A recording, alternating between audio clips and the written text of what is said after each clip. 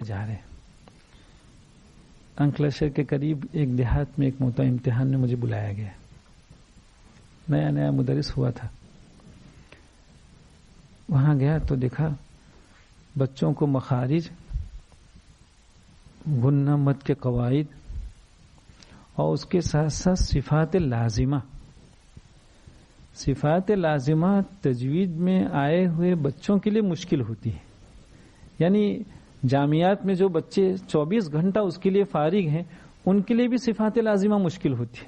لیکن مکتب کے ان بچوں کو ہم نے دیکھا وہ صفات لازمہ، مثلا صفت جہر، تو کہا حروف مجہورہ کو ادا کرتے وقت آواز ان کے مخرج میں ایسی قوت کے ساتھ ٹھہرے کہ آواز میں ایک قسم کی بلندی ہو اور سانس بند ہو جائے. اس کے 19 حروف ہیں. بچے ایسے ہر صفت کو سنائے جا رہے تھے. ماشاءاللہ. پھر جب ان کا قرآن سنا تو واقعتاً اتنا افسوس ہوا. ہم نے لکھا، ہم نے ان کی کیفیت میں ریمارک کے طور پر لکھا ہم نے کہ قواعد اصل نہیں ہے، قواعد اصل نہیں ہے، بچوں کا تلفظ بن جائے یہ اصل ہے. ایک بچہ ایک قانون سے بھی واقف نہیں، لیکن وہ جس استاذ کے یہاں گیا ہے استاد نے اس کو روز اول سے ایسا باکمال تلفظ دیا ہے کہ وہ جب کوئی حرف ادا کرتا ہے تو پھر اس حرف کے باب میں ایک قاری بھی تشفی محسوس کرتا ہے کہ ہاں بہت عمدہ ادا کیا. چاہے بچہ ایک قانون بھی نہیں جانتا، ایک اصول بھی نہیں جانتا ہے، لیکن وہ بچہ کامیاب ہے. اس کے بالمقابل وہ بچہ جو اصول کی بہت سی عبارتوں کو یاد رکھتا ہے لیکن تلفظ اس کا گڑبڑ ہے، یہ پھر تلفظ صحیح نہیں تو وہ غلط. اس لیے کوشش ہماری یہ ہونی چاہیے کہ پہلے سال میں جب بچہ آئے گا تو ایک ایسے استاذ کے حوالے بچہ ہونا چاہیے جس کا تلفظ بہت اچھا ہو. اساتذہ کو بھی کوشش کرنی چاہیے کہ جو بچے ہمارے ہیں ہم پہلے اپنے تلفظ کو کسی اچھے قاری کے یہاں جا کر بنانے کی کوشش کریں. بن جانے کے بعد ان بچوں کو جو کچھ ہم نے اوپر سے حاصل کیا وہ دینے کی کوشش کریں. ہمارے یہاں ایک پریشانی یہ ہے کہ مسجد کے متولی ذمہ داران وہ سمجھتے ہیں کہ یہ اعدادیہ کا درجہ ہے، یہ پہلا سال ہے، ان کو حروف تہجی کہا یہ تو کوئی بھی سکھا دے گا، اس کے لیے قاری کی کیا ضرورت ہے، تو ایسوں کے حوالے کر دیتے ہیں. اب اس بیچارے کی ادا نہیں ہے، وہ اس سطح کا نہیں ہے، اس کی کوالٹی ایسی نہیں ہے. اب وہ جیسی فا پڑھے گا، جیسے خا پڑھے گا، جیسا صاد پڑھے گا تو وہ ایسا ہی بچہ سنے گا اور بچہ تو کاپی کرے گا. اب مدرس کا خود تلفظ اتنا عمدہ نہیں ہے، نتیجہ کیا ہوگا کہ مدرس کے اندر کی اس کے تلفظ کی جو غلطی ہے وہ بچے میں منتقل ہوگی، بنائے فاسد علی الفاسد. پھر اب آپ چاہیں گے 2-4 سال کے بعد کہ ہمارے بچے کا تلفظ ٹھیک ہو جائے تو اب بھی کسی اچھے قاری کے یہاں، جب وہ 20 پاروں میں پہنچ گیا، 21واں شروع ہوا تو اچھے قاری کے یہاں پہنچا. اب وہ قاری اس کو ٹھیک کرائے گا، 10 پارے پڑھائے گا. ایک بہت عمدہ کپڑا لائے کسی دکان سے خرید کر اور کسی غیر مہذب درجی کے یہاں جا کے اس کو دے دیا، اس نے کرتا ہمارا خراب کر دیا. اب کسی مہذب درجی کے یہاں، ماہر درجی کے یہاں جا کے کہا جاتا بھائی اس نے ہمارا اتنا مہنگا کپڑا تھا خراب کر دیا، اب ذرا اس کو توڑیے اور پھر اس کی اصلاح کیجیے. یہ اس کی مثال تو ایسی ہے. اس میں ہم سب کو یہ بات سمجھنے کی ضرورت ہے کہ روز اول سے ہمارے بچے کا تلفظ بہت عمدہ ہونا چاہیے. اس کو قاری نہیں بنانا ہے، لیکن جو تلفظ اللہ کے یہاں سے نازل ہوا ہے آپ نے نہیں سنا. اللہ کے رسول امام سخاوی رحمۃ اللہ علیہ نے جمال القرآن میں اس کو نقل کیا کہ حضرت ابی بن کعب رضی اللہ تعالیٰ عنہ ایک شخص کو قرآن کریم سکھلا رہے تھے. سرکار دو عالم صلی اللہ علیہ وسلم کا وہاں سے گزر ہو رہا ہے. دیکھا حضرت ابی بن کعب، کیا پوچھئے، جن سے قرآن سیکھنے کو حضور نے خود فرمایا تھا،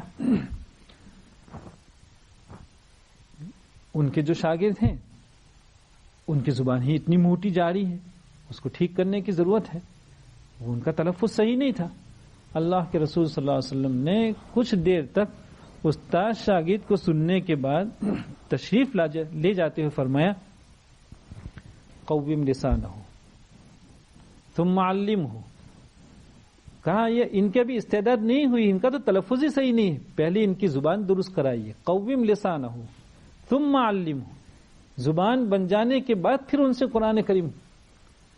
ہمارے یہاں یہ ہوتا ہے کہ حروف تہجی ایک ایسے مدرس سے وہ سیکھتا ہے جس کا تلفظ صحیح نہیں ہے. دیکھیں اللہ کے رسول صلی اللہ علیہ وسلم تو رحمت للعالمین ہے، ہم سمجھیں اس کو. کیا سراپر رحمت جو ذات ہوں وہ ایک بچے کے لیے، ایک شاگرد کے لیے، ایک طالب علم کے لیے یہ توجیہ نہیں کر سکتے تھے کہ ارے یہ آتا ہے، یہ قرآن سیکھتا ہے، یہی غنیمت ہے، چلیے تم آتے رہو، غلط ہی ٹھیک ہے پڑھتے رہو، کل ٹھیک ہو جاؤ گے.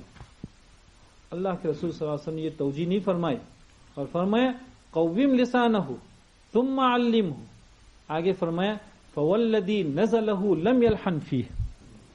فوالذی، حضور نے قسم کھا کے فرمایا فوالذی نزلہ لم یلحن فیہ، قسم ہے اس ذات کی جس نے قرآن کریم کو نازل فرمایا ہے، اس نے اس کے تلفظ میں کسی کجی کو باقی نہیں رکھا ہے، کوئی غلطی اس منظور نہیں رکھی. وللذی نزل بہ، وللذی نزل بہ حضرت جبریل مراد ہے کہ حضرت جبریل نے بھی تلفظ کی صحت اور اس کے کمال کا پورا اہتمام فرمایا. وللذی نزل علیہ، حضور خود مراد ہے. دیکھیے اسی لیے کیا فرمایا گیا تھا، فَإِذَا قَرَأْنَاهُ فَاتَّبِعْ قُرْآنَهُ فَإِذَا قَرَأْنَاهُ.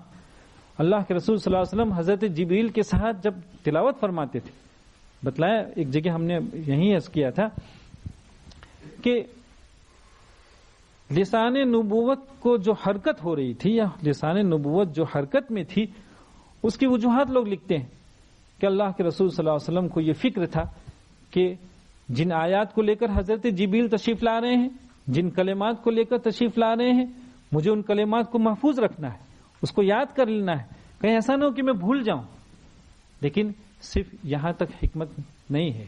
علامہ قسطلانی رحمۃ اللہ علیہ نے لکھا ہے لطائف الاشارات میں کہ آپ کو یہ بھی فکر تھا کہ حضرت جبریل تلفظ کی جس اعلیٰ کوالٹی سے قرآن کریم کو تلاوت کر رہے ہیں، ہم تو ناخواندہ ہیں.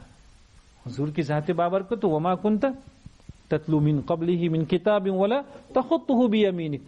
حضور تو کسی سے پڑھنا بھی نہیں سیکھے تھے، لکھنا بھی نہیں سیکھے تھے، باقاعدہ حضور کسی کے شاگرد نہیں. کہا کہ سرکار دو عالم صلی اللہ علیہ وسلم کو یہ فکر دامنگیر تھا کہ حضرت جبریل جس اعلیٰ کوالٹی سے اور نفاست اور نزاکت کی جس اعلیٰ سطح سے قرآن کریم کے الفاظ کا تلفظ فرما رہے، میں اس کمال کو باقی رکھ پاؤں گا. تو اللہ کے رسول صلی اللہ علیہ وسلم حضرت جبریل کے تلفظ کی نقل فرما رہے تھے چپ کے. اللہ تعالیٰ نے فرمایا لا تحرک به لسانک لتعجل به ان علینا. اگر صرف الفاظ کے بھول جانے، آیات کے بھول جانے کا خطرہ ہوتا تو اللہ تعالیٰ بات کو یہیں ختم فرما دیتے، ان علینا جمعہ، آپ کے سینے بابرکت میں قرآن کریم کو جمع کر دینے کی ذمہ داری ہماری ہے. لیکن آگے کیا فرمایا، وقرآن، ان علینا جمعہ وقرآن، یہ ہے تلفظ.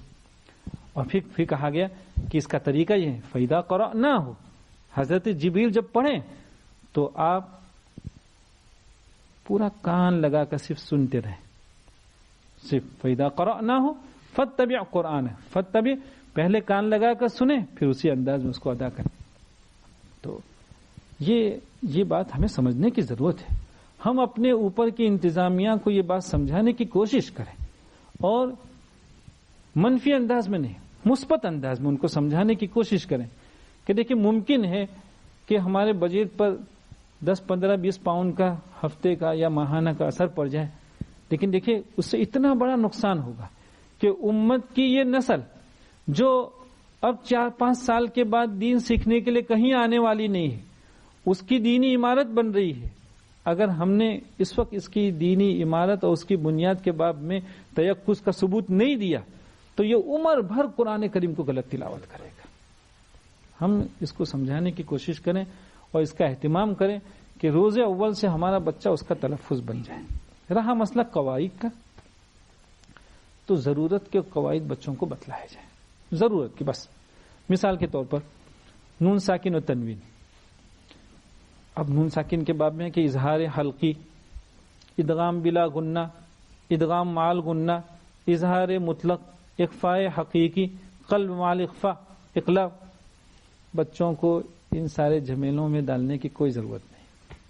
بہت آسان انداز میں صرف اتنا کہہ دیں کہ دیکھیں نون ساکن اور تنوین کے بعد حروف حلقی 6 اور لام را 2، کل ملا کے 8 حروف آئیں تو گنہ نہیں کرنا ہے، باقی سب میں گنہ کرنا ہے.